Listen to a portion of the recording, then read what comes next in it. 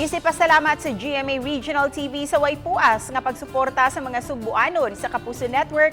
Nagpadayon ang Kapuso Barangayan on Wheels sa paglibot sa mga syudad dinhi sa Metro Cebu. Ani ang report. Ding higayuna usa ka blind community sa Barangay Apas, Dakbayan sa Subo ang gibisita sa Kapuso Barangayan on Wheels. Usa ka bag nga puno sa grocery items, bugas ug essentials gikan sa mga private partner ug sponsor ang gipang-apod-apod ngadto sa mga benepisyaryo.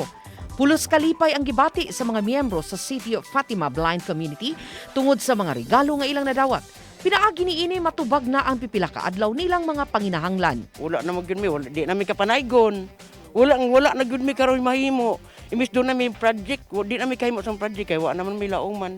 Dagang salamat sa GMA Regional TV. Sa Manila, lain pang di mo menos usa ka gatos ka mga benepisyaryo sa Barangay Apas ang nakadawat og regalo.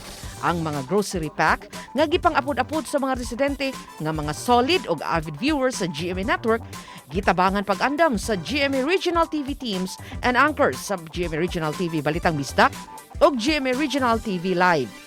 Gisiguro sa distribution team nga ang tanang nalambigit sa kalihukan nagsunod sa minimum health and safety protocols. Uban ni Philip Patricio Grod Prado, Chelo Valiana, Balitang Bisdak.